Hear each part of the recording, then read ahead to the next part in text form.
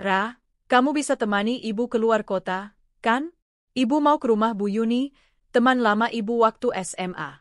Udah lama banget nggak ketemu, katanya dia kangen dan pengen ngobrol-ngobrol. Permintaan ibu itu datang di pagi hari, saat aku baru saja selesai membereskan dapur.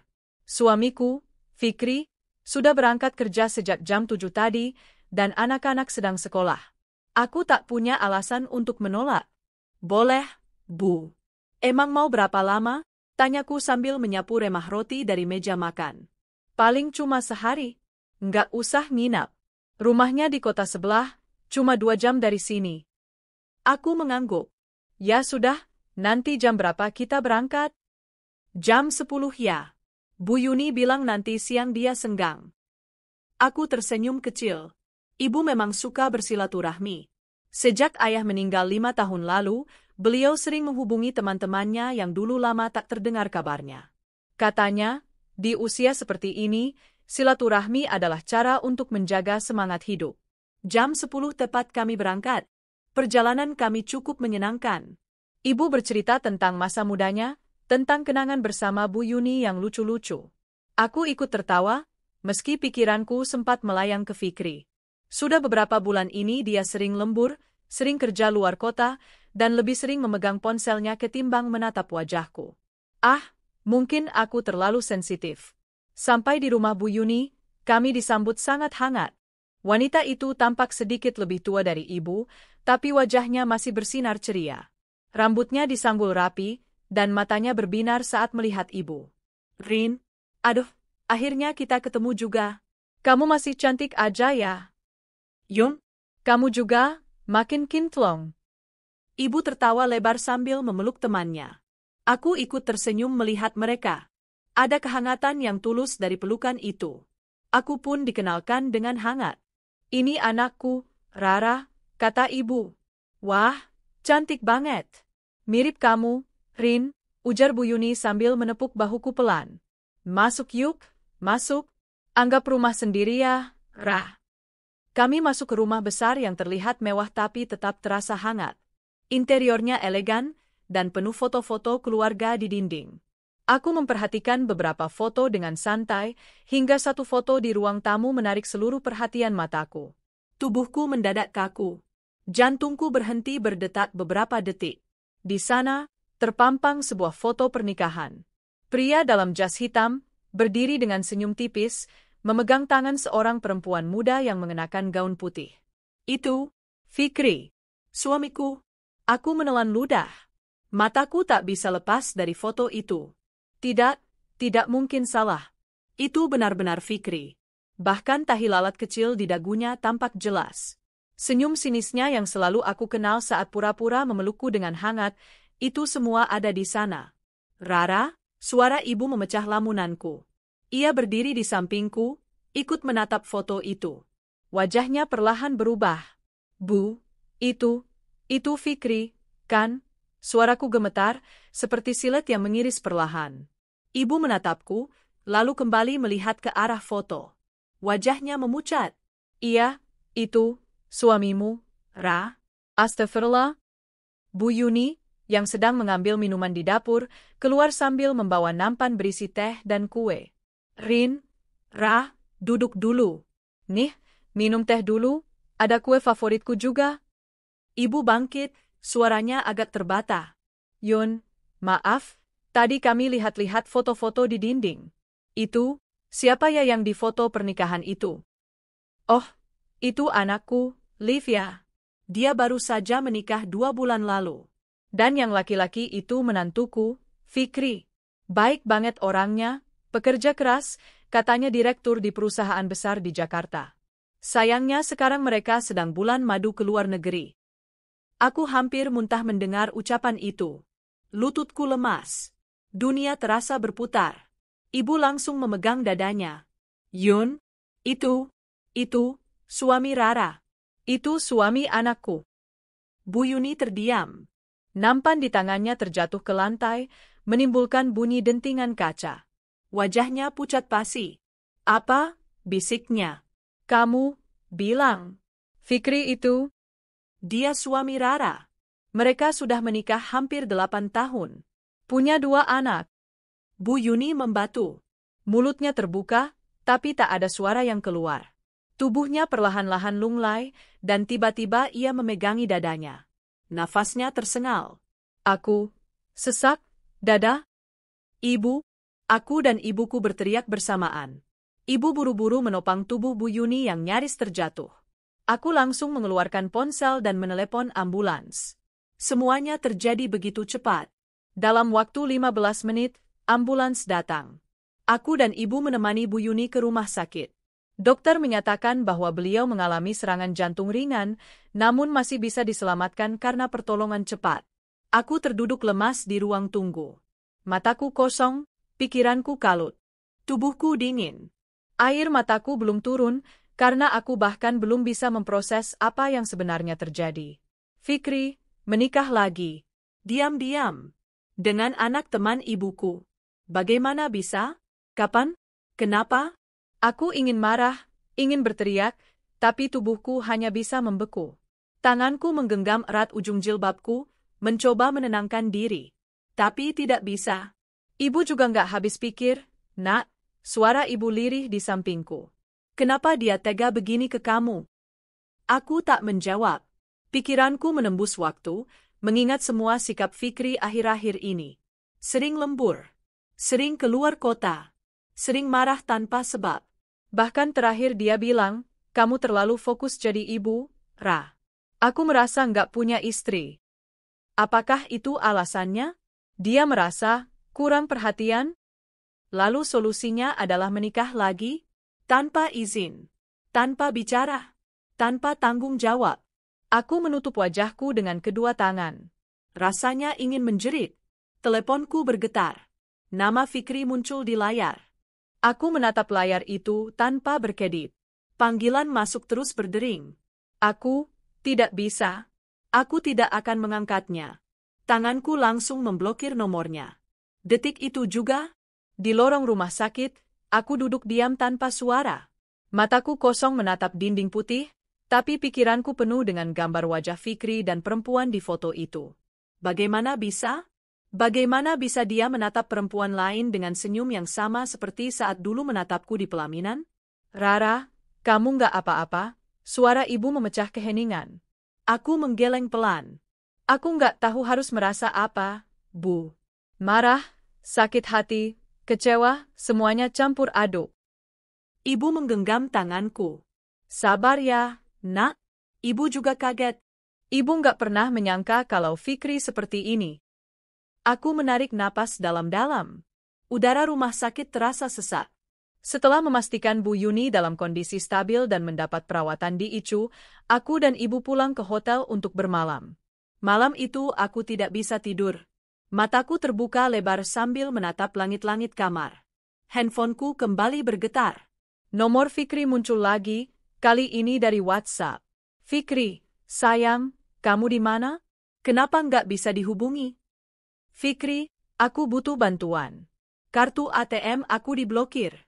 Ada masalah teknis dari bank katanya. Fikri, aku di luar negeri, liburan sama Livia. Tapi kita nggak bisa bayar hotel. Tolong, Ra. Kirimin uang dulu, nanti aku jelasin semuanya. Aku terdiam lama, lalu perlahan senyum tipis mengembang di bibirku. Aneh. Bukannya sedih, aku malah merasa puas. Karma datang lebih cepat dari yang kukira. Aku mengetik balasan singkat. Maaf, kamu siapa ya? Lalu kuhapus, dan hanya membacanya sendiri. Tidak. Aku tidak akan membalas. Aku ingin melihat sampai sejauh mana dia bisa bertahan dalam kebohongan yang dia bangun sendiri. Sementara itu, di sebuah hotel mewah di Bangkok, Fikri mondar-mandir di lobi hotel, wajahnya gelisah. Livia duduk di sofa dengan ekspresi ketus. Sejak sore tadi, mereka ditolak oleh hotel karena kartu kredit Fikri tidak bisa digunakan. ATM-nya juga tidak berfungsi. Mas, kok bisa sih? Katanya direktur. Masa urusan kartu bank aja nggak bisa beresin? Ini pasti salah sistem, Liv. Aku udah hubungin customer service-nya tadi. Tapi katanya akun aku diblokir oleh pihak perusahaan. Livia mendelik. Perusahaan kamu? Fikri terdiam. Lalu ia mencoba mengalihkan pembicaraan. Tunggu dulu di sini, aku coba kontak Rara. Saat dia menyebut nama itu, Livia mengerutkan dahi. Rara? Siapa? Fikri gelagapan. Itu, bagian keuangan kantor. Aku butuh dia buat bantu akses rekening perusahaan. Livia mengangguk ragu, tapi matanya mulai menyimpan curiga. Ia memperhatikan gerak-gerik Fikri dengan seksama. Ada sesuatu yang tidak beres. Beberapa hari terakhir, Fikri terlihat sering menyendiri, kadang bicara sendiri di kamar mandi. Saat Fikri sibuk menelepon, Livia diam-diam membuka tas kerja suaminya itu. Ia menemukan beberapa berkas, surat izin direktur, laporan keuangan, dan yang paling menyakitkan, foto keluarga. Foto seorang wanita berhijab dengan 2 anak kecil, berdiri di samping Fikri yang memeluk mereka erat. Hatinya mencelos. Buru-buru ia membuka galeri ponsel Fikri saat suaminya lengah. Di sana ada puluhan foto anak-anak, rumah yang berbeda dari milik mereka, dan nama yang sering muncul, Rara. Air matanya langsung menetes. "Ma?" bentak Livia begitu Fikri kembali. Ada apa? Fikri kaget melihat wajah Livia yang memerah. Kamu siapa sebenarnya? Kamu udah nikah, kan? Rara itu istrimu, ya? Fikri terdiam. Mulutnya terbuka, tapi tak ada kata yang keluar. Kebohongannya akhirnya terbongkar. Masih mau bohong? Aku lihat sendiri semua foto-foto di HP kamu. Anak-anak kamu. Kamu pikir aku bodoh? Liv, aku bisa jelasin. Jangan panggil aku Liv. Livia berteriak. Mas, kamu, kenapa tega? Kamu pikir aku ini apa? Simpanan. Boneka? Fikri mencoba mendekat, tapi Livia menjauh. Kamu bilang kamu duda. Katanya istrimu selingkuh duluan. Aku percaya, Mas. Aku bela kamu di depan Mama. Tapi ternyata kamu penipu. Fikri terdiam. Kepalanya tertunduk. Ini pertama kalinya ia merasa malu pada dirinya sendiri. Aku baru tahu, lanjut Livia sambil terisak, kenapa Rara nggak jawab telepon kamu? Pasti dia sudah tahu semuanya. Mama juga belum kasih kabar apa-apa sejak pagi. Apa yang kamu sembunyikan lagi? Tepat saat itu, ponsel Livia berdering. Rumah Sakit Umum Kota B, tulis nama di layar. Dad. Livia mengangkatnya dengan suara gemetar. Halo? Selamat malam, ini dari RSU Kota B. Benar ini keluarga dari Nyonya? Yuni? Saya anaknya. Kami ingin menginformasikan bahwa ibu Anda mengalami serangan jantung ringan siang tadi. Saat ini kondisinya sudah stabil, namun masih dirawat di ICU. Livia menjatuhkan ponsel. Tangisnya pecah. Mama sakit.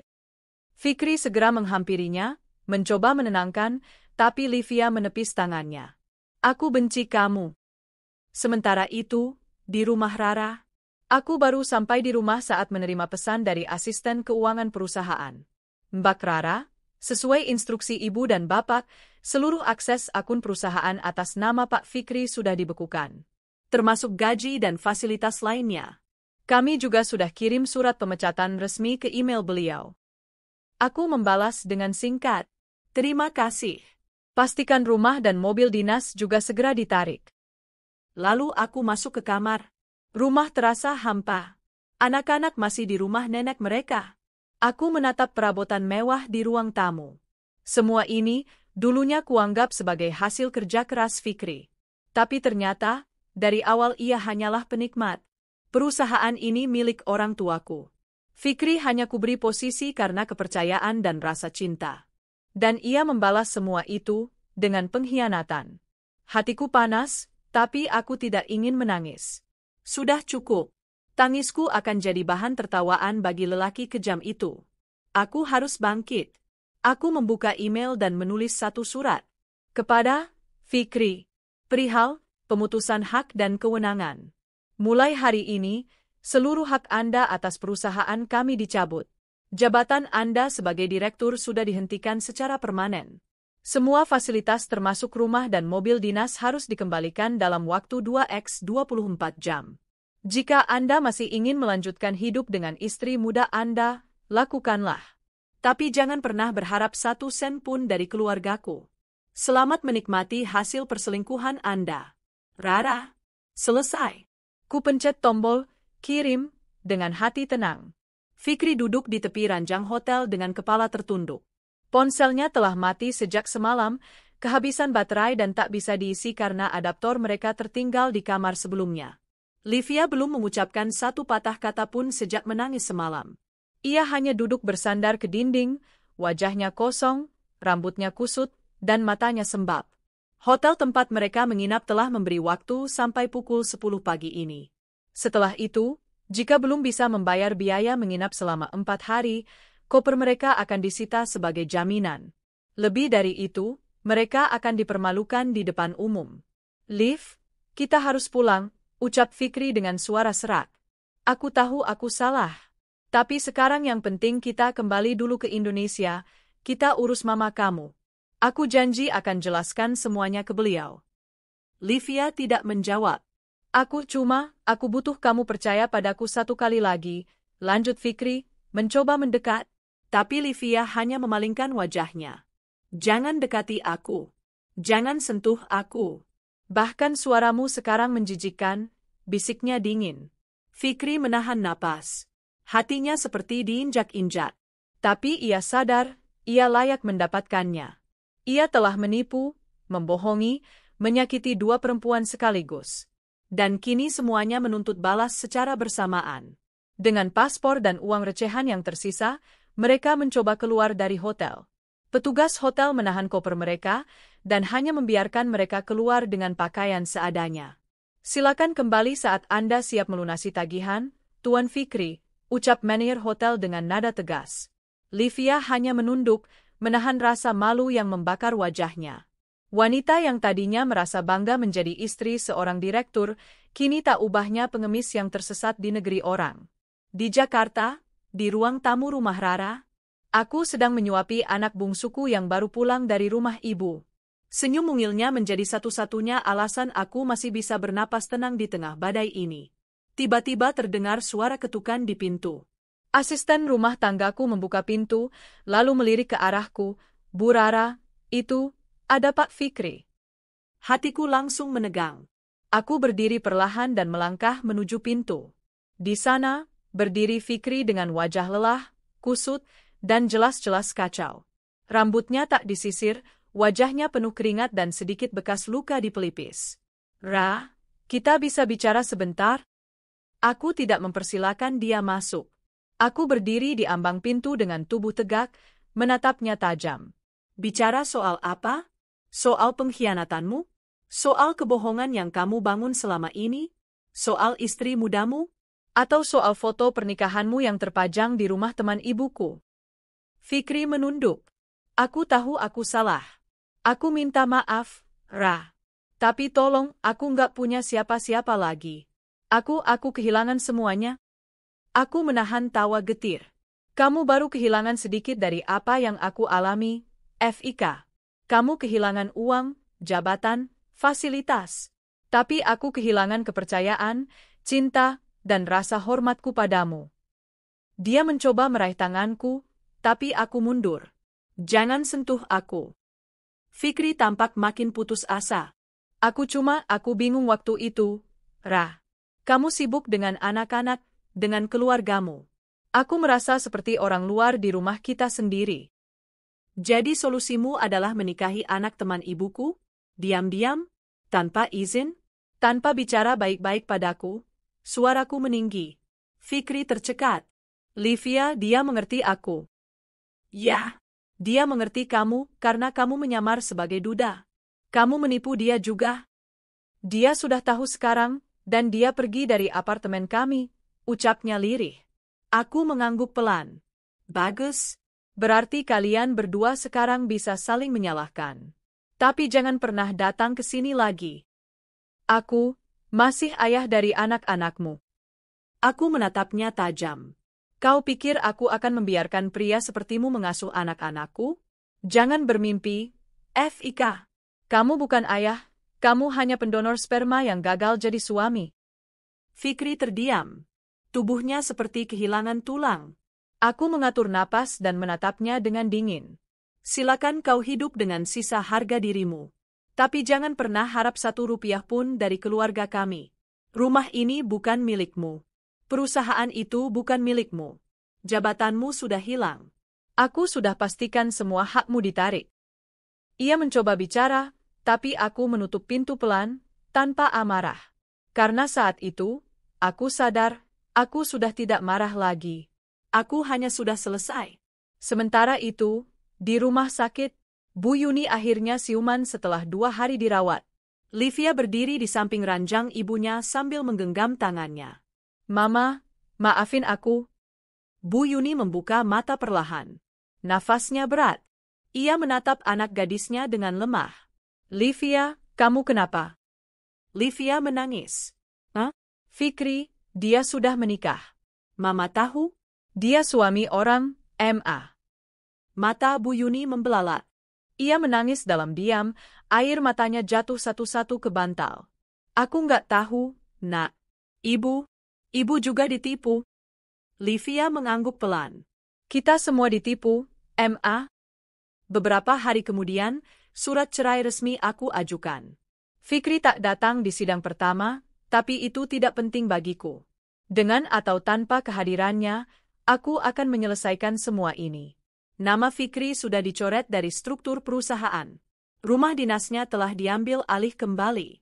Mobil dikembalikan oleh pihak hotel dengan kondisi menyedihkan, entah kemana saja dia menggunakannya selama bulan madu dosanya itu. Aku tidak membalas pesan atau telepon dari Livia. Dia bukan musuhku. Hanya perempuan lain yang tertipu seperti aku. Suatu sore, aku duduk di ruang keluarga sambil menemani anak-anak bermain. Putriku yang kecil bertanya, Bunda, ayah kemana? Aku mengusap kepalanya lembut. Ayah sedang belajar bertanggung jawab atas kesalahannya, Nak. Berarti ayah nakal ya, Bun? Aku tersenyum getir. Ayah hanya lupa caranya jadi orang baik. Anak-anak tidak perlu tahu semuanya sekarang. Tapi kelak, saat mereka besar, aku akan ceritakan bagaimana ibunya berdiri dari luka yang dalam dan tidak membalas kejahatan dengan air mata, tapi dengan keberanian. Kisah rumah tanggaku yang awalnya hanya menjadi luka pribadi perlahan berubah menjadi konsumsi publik. Awalnya hanya rekan-rekan kerja yang tahu, lalu menyebar ke grup keluarga besar, lalu teman-teman sekolah, tetangga kompleks, dan entah siapa lagi. Entah bagaimana, foto pernikahan Fikri dan Livia yang terpampang di rumah Bu Yuni tersebar ke berbagai grup WhatsApp, lengkap dengan narasi. Suami Rara ternyata nikah lagi secara diam-diam dengan anak teman ibunya sendiri. Tapi karma datang cepat. Istri sah bongkar semuanya dan copot jabatan Fikri dari perusahaan keluarga. Aku membaca semua itu dengan campur aduk. Ada rasa lega karena kebenaran terungkap, tapi ada juga rasa pedih karena kehidupan pribadiku menjadi bahan gunjingan. Namun aku tidak menyalahkan siapa-siapa. Ini bukan salah mereka. Ini salah Fikri, suami yang tega mengkhianati dengan kebohongan yang disusun rapi tapi busuk di dalamnya. Telepon dari keluarga besar mulai berdatangan. Rara, kamu kuat banget, Nak. Kami semua dukung kamu. Apa yang kamu lakukan itu benar, jangan pernah merasa bersalah. Kalimat-kalimat itu menghangatkanku. Aku merasa tidak sendiri. Aku merasa dihargai, didengar, dimengerti. Setidaknya aku tahu, aku bukan istri bodoh yang pasrah dibohongi. Sementara itu, di sudut kota kecil tempat Fikri menumpang tinggal, Fikri hidup seperti bayang-bayang. Ia berpindah dari satu rumah teman ke rumah lainnya, membawa koper kecil dan wajah tertunduk. Ia tidak punya pekerjaan, tidak punya penghasilan, tidak punya tempat tinggal tetap. Beberapa teman yang dulu menjilatnya saat ia menjabat direktur kini menolak mengangkat teleponnya. Maaf ya, bro, aku juga lagi banyak urusan. Waduh, posisi lagi penuh nih. Belum bisa bantu. Kamu beneran nikah 2 kali, Fik? Astaga, maaf ya, aku nggak mau ikut campur. Fikri kini tahu rasanya ditendang dari semua sisi. Hidupnya bukan lagi soal pilihan, tapi soal bertahan. Livia sudah tidak bisa dihubungi. Setelah keluar dari rumah sakit, ia langsung pindah ke apartemen milik tantenya dan mengganti nomor. Di hari yang sama, Livia duduk bersama ibunya, Bu Yuni, yang sudah pulih meski masih lemah. Emma, aku mau pisah dari Fikri. Bu Yuni menatap anak gadisnya yang dulu begitu manja, sekarang tampak lebih kuat dari sebelumnya. Kamu yakin, nak? Livia mengangguk. Dia bukan orang baik, Ma. Bukan hanya karena dia menipu aku, tapi karena dia tidak bertanggung jawab. Sejak kejadian ini, dia tidak sekalipun datang ke rumah sakit. Tidak satu pun. Bu Yuni menatap lekat wajah anaknya. Mama tidak akan menghalangimu. Tapi pastikan kamu membuat keputusan karena kesadaran, bukan emosi sesaat. Livia menggenggam tangan ibunya. Aku sudah terlalu lama dibutakan oleh citra palsunya, Ma. Aku harus belajar jadi perempuan mandiri. Tanpa dia. Kembali ke rumahku, di Jakarta. Suatu pagi, aku menerima email dari pengacara Fikri. Kepada Ibu Rara. Klien kami mengajukan permintaan agar dapat bertemu dan berdiskusi terkait hak kunjungan anak setelah proses cerai selesai. Beliau menyampaikan penyesalan mendalam dan berharap diberikan kesempatan untuk memperbaiki hubungan sebagai ayah. Aku tidak langsung menjawab. Aku tahu ini mungkin hanya bagian dari sandiwara Fikri untuk membangun citra. Tapi aku juga tak ingin anak-anakku tumbuh penuh kebencian tanpa tahu siapa ayah mereka. Setelah berpikir matang, aku membalas. Hak kunjungan bisa diatur. Tapi hanya jika Anda datang sebagai ayah yang bertanggung jawab. Bukan penipu, bukan pengkhianat. Dan tentu saja, di bawah pengawasan hukum. Beberapa minggu berlalu. Hidupku mulai kembali tenang.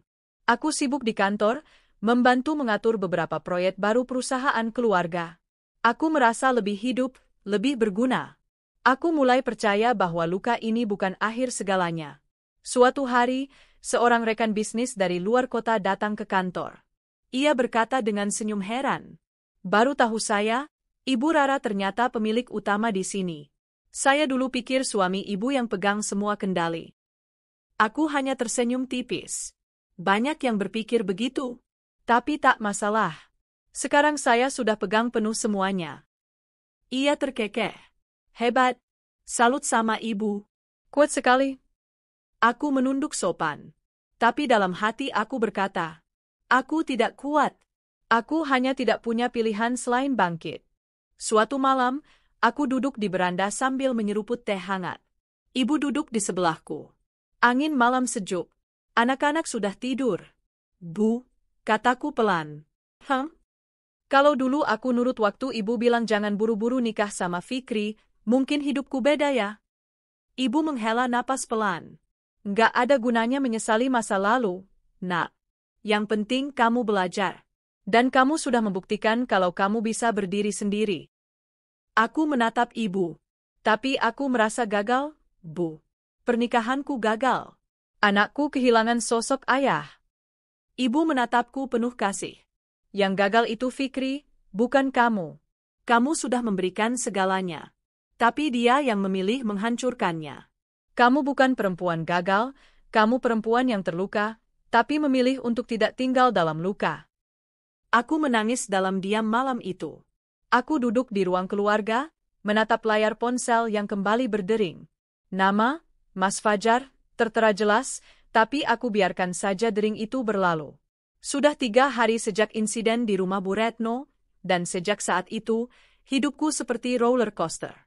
Ibu masih terus menangis kalau mengingat kejadian itu. Ia merasa bersalah karena tanpa sengaja telah membawaku ke rumah wanita yang ternyata menjadi madu dalam pernikahanku. Tapi aku tak menyalahkan ibu, justru semua ini seperti cara Tuhan membuka kebenaran yang selama ini ditutupi rapat oleh Fajar. Setelah foto itu ditemukan, dan kami memberitahu Bu Retno bahwa pria di foto adalah suamiku, wanita itu langsung ambruk. Serangan jantung membuatnya dilarikan ke rumah sakit dalam kondisi kritis. Keluarganya segera menghubungi putrinya, Rani, dan juga suami sang putri, yang tak lain adalah suamiku sendiri. Dan sejak saat itu, drama mereka dimulai. Di sisi lain dunia, tepatnya di Jepang, Fajar dan Rani tengah panik. Awalnya mereka mengira liburan mereka akan berjalan menyenangkan, sampai mendapati ATM yang mereka andalkan kosong. Semua dana yang ada di rekening perusahaan dan pribadi Fajar dibekukan atas perintahku dan ibu. Fajar bukan hanya suami tak setia, tapi juga direktur di perusahaan keluarga kami. Dan aku, atas restu ibu, menggunakan kuasaku sebagai pemegang saham utama untuk mencopotnya dari jabatannya secara sah. Di tengah kebingungan, Fajar mencoba menghubungiku berkali-kali. Lewat telepon, pesan singkat, bahkan email. Namun aku tetap diam. Biarlah ia tahu rasanya menjadi tak dianggap. Namun, yang paling menyakitkan bukan hanya pengkhianatan Fajar, tapi kenyataan bahwa Rani, istri mudanya, ternyata tahu bahwa Fajar sudah beristri. Ya, dia tahu. Dia tahu sejak awal. Dan ketika Fajar menyampaikan bahwa ia hanya menikah formalitas dengan istri pertamanya karena alasan bisnis, Rani percaya. Padahal aku adalah istri sah yang selama ini selalu mendukung Fajar membangun karir. Di penginapan mereka, Fajar berjalan mondar-mandir di kamar hotel sempit mereka. Uang tunai tinggal beberapa lembar yen, cukup hanya untuk makan sederhana 2 kali lagi. Ia bahkan sempat mencoba menjual jam tangannya di sebuah toko barang bekas, namun hanya dihargai setengah dari yang ia harapkan. Rani duduk termenung di tepi ranjang. Ia memeluk lututnya, matanya sembab. Ia baru saja berbicara dengan ayahnya yang memberi kabar bahwa Bu Retno, ibunya, masih dirawat intensif dan kondisinya belum stabil. Ini semua salah kamu, Mas, isaknya pelan. Fajar menghentikan langkahnya. Apa maksudmu? Kamu bilang istrimu sudah tidak menganggapmu suami. Kamu bilang hanya formalitas, kamu bilang kamu tak punya hubungan apapun lagi dengan dia. Fajar menghela napas panjang, mencoba menenangkan dirinya. Rani, aku memang salah. Tapi semua ini bukan semata-mata kehendakku. Aku lelah menjadi bayangan keluarganya. Aku selalu dianggap numpang hidup. Aku ingin lepas dari itu semua. Lepas? Rani memandang suaminya dengan mata penuh luka. Kalau ingin lepas, cerai dengan baik. Bukan menikah diam-diam dan hidup dengan 2 wajah. Kamu pikir aku tidak malu? Tahu nggak, tadi ayah cerita kalau teman ibuku yang datang ke rumah dan mengenali kamu di foto itu adalah istrimu. Dia dan anaknya yang lihat sendiri foto pernikahan kita dipajang di ruang tamu. Fajar terdiam. Dan sekarang ibu koma karena kaget. ATM kamu mati. Kamu dicopot dari jabatan direktur. Sekarang kita bahkan nggak punya uang buat pulang. Apa yang kamu lakukan, Mas? Suasana kamar sunyi. Hanya suara isakan Rani yang terdengar. Fajar memejamkan matanya, lalu mengeluarkan ponselnya. Kali ini ia mencoba menghubungiku lagi. Namun seperti sebelumnya, aku tak mengangkat. Ia mencoba WhatsApp, menulis pesan panjang. Aku salah. Aku mohon ampun. Aku hilaf. Aku terlalu tamak dan bodoh. Tapi kumohon, bantu aku pulang. Aku janji akan jelaskan semua. Akan kubuat semua ini selesai dengan baik. Maafkan aku. Aku membaca pesan itu tanpa membalas. Air mata sempat menggenang di mataku. Tapi bukan karena iba. Karena aku menyesali semua waktu yang telah kubuang untuk seorang pria sekejam dia. Ibu masuk ke kamarku sore itu, duduk di sisiku sambil membawa amplop. Nak, ini surat dari pengacara. Semua berkas pencopotan Fajar dari jabatan direktur sudah sah. Perusahaan akan diumumkan mengganti posisi itu besok, katanya. Aku mengangguk. Terima kasih, Bu. Dan ini juga surat kuasa penuh. Mulai hari ini semua akses ke rekening perusahaan, investasi, bahkan mobil dinasnya, sudah tak bisa ia pakai. Aku menatap ibu dengan wajah tenang. Apa aku terlalu kejam, Bu? Ibu menggeleng.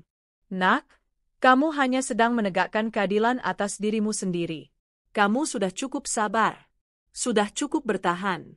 Tapi kamu bukan boneka. Kamu berhak menentukan batasan. Aku menggenggam tangan ibu. Aku tak ingin ada perempuan lain yang disakiti seperti ini. Sementara itu, Fajar dan Rani akhirnya memutuskan kembali ke Indonesia dengan uang hasil menjual sisa barang berharga mereka. Tas branded Rani, sepatu mahal Fajar, dan beberapa barang pribadi lainnya. Mereka pulang dengan pesawat murah, berdesakan, wajah lusuh dan kantong kosong. Setiba di Indonesia, mereka langsung menuju rumah sakit tempat Bu Retno dirawat. Di sana, mereka bertemu ayah Rani yang menatap Fajar dengan pandangan penuh amarah. Apa yang kamu lakukan terhadap keluarga kami, Fajar? Kamu bukan cuma menyakiti anakku, tapi juga membuat istriku nyaris kehilangan nyawa. Pak, saya minta maaf. Maaf? Kamu tahu, wanita yang datang itu bukan orang sembarangan. Dia istrimu yang sah. Ibu Rani sampai sekarang masih syok. Dan sekarang kamu tak punya kerja, tak punya uang, dan telah menghancurkan 2 rumah tangga. Rani berdiri di sisi ayahnya, air mata terus mengalir. Aku ingin bercerai, Mas Fajar. Fajar terdiam. Aku mencintaimu, tapi bukan seperti ini caranya. Aku tak mau menjalani hidup penuh kebohongan. Sementara itu di rumah, aku membuka pintu rumah yang kini hanya aku tinggali bersama ibu. Kutatap seluruh ruangan, tempat kenangan antara aku dan Fajar dulu tersimpan. Tapi kini, semuanya tak lagi terasa hangat. Aku berjalan ke kamar, mengambil sebuah koper kecil. Isinya, semua barang-barang pribadi Fajar yang dulu pernah tinggal bersamaku. Kuletakkan koper itu di ruang tamu, bersama surat perceraian yang sudah kutandatangani. Pesan terakhir ku ketik dan kukirim ke ponsel Fajar. Koper berisi barang-barangmu ada di ruang tamu. Surat cerai sudah kutandatangani. Tinggal kamu tanda tangani di pengadilan. Rumah ini bukan rumahmu lagi. Dan keluargaku bukan keluargamu. Silakan lanjutkan hidupmu dengan siapapun yang kau pilih. Tapi jangan pernah kembali. Hari demi hari berlalu setelah aku mencopot jabatan direktur dari suamiku dan mengusirnya dari rumah. Aku pikir setelah itu aku akan merasa lega, bebas, atau bahkan puas. Tapi yang ada hanya kehampaan. Sakitnya dihianati tak semudah itu hilang. Namun satu hal yang membuatku tetap tegak berdiri adalah wajah ibuku yang perlahan mulai membaik setelah kejadian serangan jantung di rumah Bu Ratna. Aku tak pernah menduga bahwa hidupku akan berubah dalam waktu secepat itu. Dari seorang istri yang merasa rumah tangganya utuh, menjadi wanita yang mendapati dirinya dibohongi dan dihianati oleh suaminya sendiri. Dan yang lebih menyakitkan, orang ketiga itu adalah anak dari teman baik ibuku. Namun hari itu, tepat 1 minggu setelah insiden liburan mereka yang kacau karena kartu ATM suamiku diblokir, aku menerima sebuah telepon. Bukan dari suamiku, melainkan dari Bu Ratna yang sudah cukup pulih dan ingin bertemu langsung denganku. Katanya, ia ingin meminta maaf secara langsung. Aku mengiyakan.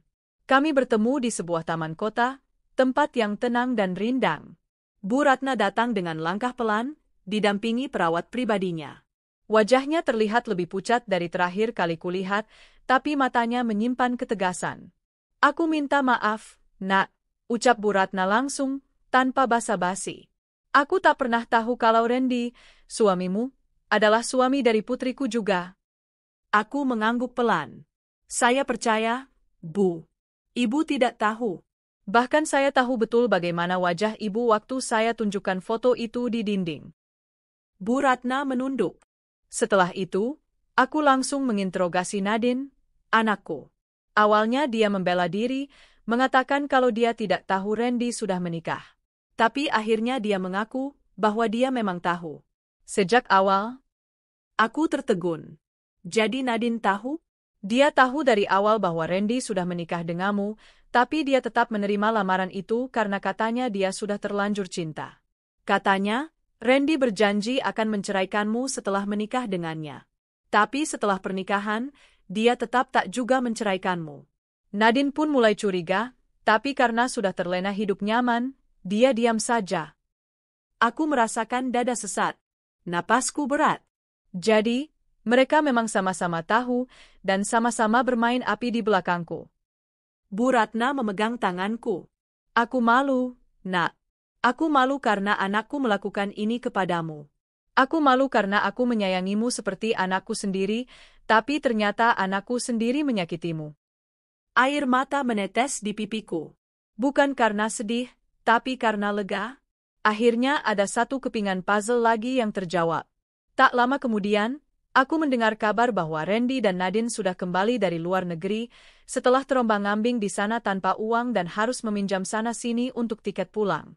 Rumah yang mereka sewa pun sudah ditinggalkan, tak mampu membayar. Mereka menginap di hotel murah, lalu akhirnya kembali ke rumah Bu Ratna. Tapi Bu Ratna menolak mereka tinggal di sana. Aku tidak mau mendukung hidup penuh kebohongan seperti itu, kata Bu Ratna saat bercerita padaku.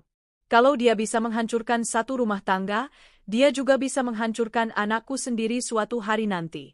Aku tidak akan membiarkan itu terjadi. 2 hari kemudian, Randy akhirnya menghubungiku. Tapi bukan lewat telepon.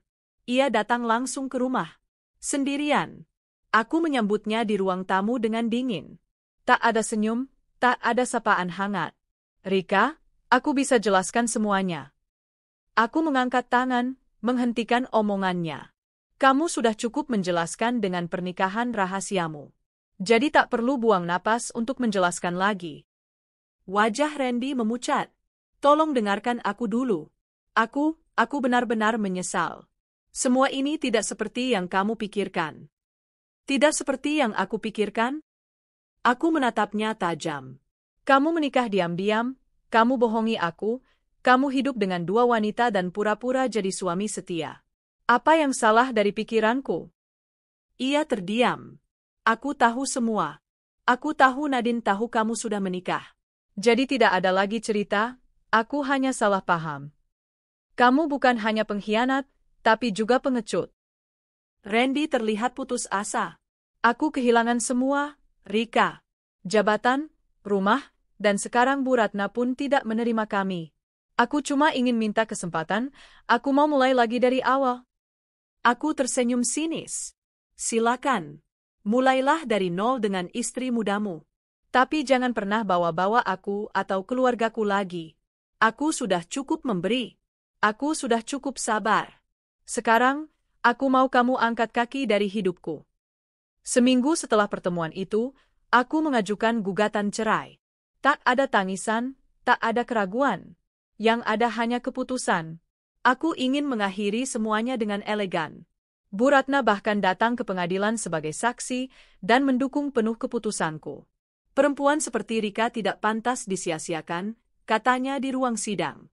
Saya tidak akan membiarkan putri saya menjadi pelakor yang membuat hidup wanita sebaik ini hancur. Sidang berjalan lancar, dan akhirnya statusku resmi kembali menjadi wanita sendiri.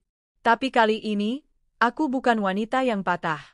Aku adalah wanita yang belajar dari luka. Tak butuh waktu lama, kabar tersebarnya pernikahan rahasia Randy dengan anak teman ibuku menyebar ke lingkungan perusahaanku. Beberapa kolega Randy yang dulu menghormatinya mulai menjauh. Proyek yang dia tangani di luar perusahaanku pun perlahan dilepas.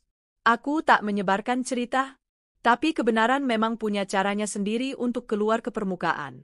Sementara itu, hidupku mulai aku tata kembali. Aku kembali bekerja secara aktif membantu ibuku di perusahaan. Kali ini dengan semangat dan tekad baru. Aku tahu bahwa hidupku tak boleh berhenti hanya karena dikhianati. Sampai suatu sore, Bu Ratna kembali meneleponku. Nak, Nadine ingin bertemu denganmu, katanya pelan. Dia bilang ada sesuatu yang harus dia sampaikan sendiri. Aku ragu. Tapi setelah berpikir, aku mengiyakan. Aku sudah tidak marah. Aku hanya ingin semua benar-benar selesai. Kami bertemu di sebuah kafe kecil. Nadine datang dengan wajah lesu. Tak ada riasan, matanya sembab. Aku minta maaf, Rika, katanya tanpa basa-basi. Aku tahu aku tak pantas dimaafkan. Tapi aku harus mengatakan ini. Randy bukan hanya berselingkuh dengan aku. Dia juga punya hubungan dengan sekretarisnya di kantormu dulu. Aku baru tahu setelah kami menikah. Hatiku mencelos. Tapi anehnya aku tidak terkejut. Justru itu menjelaskan segalanya. Sifat aslinya yang tak pernah puas. Kebohongan yang tak berujung. Aku sudah pergi dari rumah Bu Ratna. Aku ingin memperbaiki hidupku. Tanpa Randy, lanjutnya, aku mengangguk. Itu keputusan yang baik. Tapi perbaikilah hidupmu bukan karena ingin menebus dosamu padaku. Tapi karena kamu pantas mendapatkan hidup yang lebih baik dari kebohongan. Dia mengangguk dan pergi. Dan aku berjalan keluar dari kafe itu dengan kepala tegak. Tidak lagi membawa luka, hanya pengalaman. Karena dari semua kehancuran yang terjadi dalam hidupku, aku menemukan kembali siapa diriku sebenarnya. Wanita yang kuat, yang tahu batas memberi dan kapan harus meninggalkan. Beberapa hari setelah aku memecat Reza dari jabatan direktur di perusahaan milik ibuku, suasana rumah mulai tenang. Ibu tak lagi murung. Dia malah semakin perhatian padaku. Beliau merasa bersalah karena secara tidak langsung membawaku ke rumah teman lamanya yang justru menjadi pemicu dari semua peristiwa menyakitkan ini. Tapi aku selalu bilang padanya, Bu, justru itu cara Allah membuka mataku. Aku bersyukur tidak terus hidup dalam kebohongan. Reza mencoba menghubungiku lagi. Lewat pesan, panggilan, bahkan sempat datang ke rumah saat aku sedang tidak di rumah. Tapi aku sudah tegas, aku tidak akan pernah membuka pintu hatiku lagi untuknya. Sementara itu, kabar dari istri mudanya, Adelia, mulai merebak. Rupanya setelah kejadian kartu ATM yang terblokir di luar negeri, mereka benar-benar kesulitan. Mereka harus menumpang di rumah teman selama 2 malam karena tak bisa bayar hotel.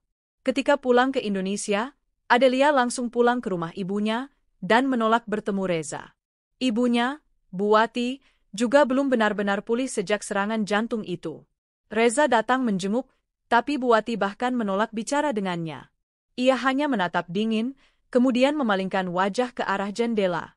Adelia, yang awalnya terlihat penuh cinta dan manja pada Reza, ternyata tak sebodoh itu.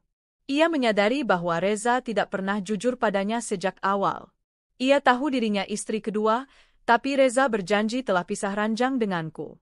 Nyatanya, ia masih pulang ke rumah dan tidur di sampingku beberapa hari sebelum keberangkatan mereka ke luar negeri. Manusia macam apa kamu, Reza? Kata Adelia dalam rekaman suara yang dikirim ke ponselku oleh temannya. Kau bilang kau lelaki bertanggung jawab. Tapi kau bahkan tega meninggalkan istrimu demi hidup manis bersamaku, padahal uang yang kau nikmati dariku adalah hasil dari keluarga istrimu. Aku hanya tersenyum kecut mendengar rekaman itu. Pada akhirnya, Reza menuai apa yang ia tanam. Suatu sore, aku sedang duduk di taman belakang rumah, menikmati teh sambil menulis jurnal. Ibu datang dan duduk di sebelahku. Kamu yakin gak mau memaafkan Reza, Nak? Tanya ibu hati-hati. Aku menghela napas.